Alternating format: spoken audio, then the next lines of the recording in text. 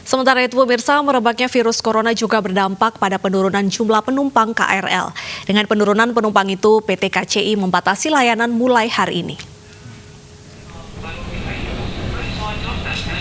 Penumpang memadati gerbong kereta api jurusan stasiun Jakarta Kota. Pada hari pertama pemberlakuan pembatasan KRL, penumpang memadati gerbong kereta. Saat berada di dalam gerbong yang padat, upaya jaga jarak atau physical distancing sulit diterapkan.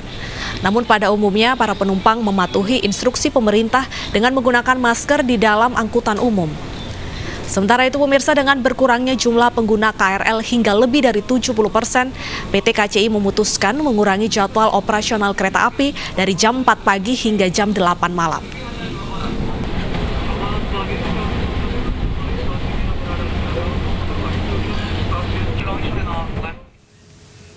Ya, pasca penerapan PSBB di Jakarta, jadwal komuter lain juga ikut menyesuaikan. Informasi selengkapnya kita sudah terhubung dengan Lineke Utsiki di Stasiun Gondang Dia. Ya, Lineke, apa dampak dari pembatasan jadwal komuter lain di Stasiun Gondang Dia? Bernadetta dan juga pemirsa, akibat dari penerapan dari pembatasan sosial berskala besar, tentunya ada berbagai dampak akibat dari PSBB tersebut. Di antaranya adalah adanya pembatasan operasional ataupun jam operasional dari KRL yang biasanya ini sudah dimulai dari pukul 4 pagi hingga dengan pukul 12 malam waktu Indonesia Barat. Namun ini dibatasi dimulai dari pukul 4 pagi hingga dengan pukul 8 malam.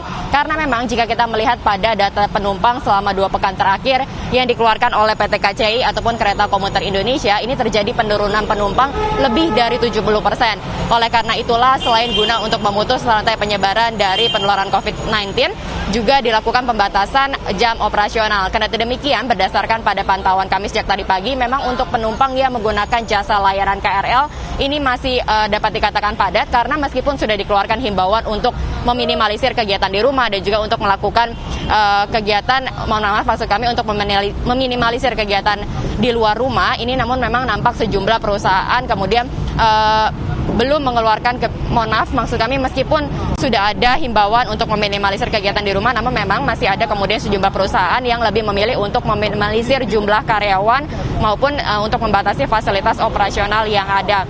Selain itu, dengan disetujuinya pembatasan sosial berskala besar yang disetujui oleh Menteri Kesehatan Terawan Agus Putranto sejak kemarin malam, ini tentunya berdampak pada penggunaan masker, yakni per hari ini ataupun tepatnya tanggal 12 April 2020 efektif ini penumpang yang menggunakan layanan transportasi publik untuk wajib menggunakan masker, tidak hanya di KRL saja tetapi juga untuk MRT, Transjakarta dan juga LRT. Tentunya ada konsekuensi apabila kemudian penumpang tidak menggunakan masker, ini mereka tidak diizinkan untuk menggunakan layanan jasa transportasi publik.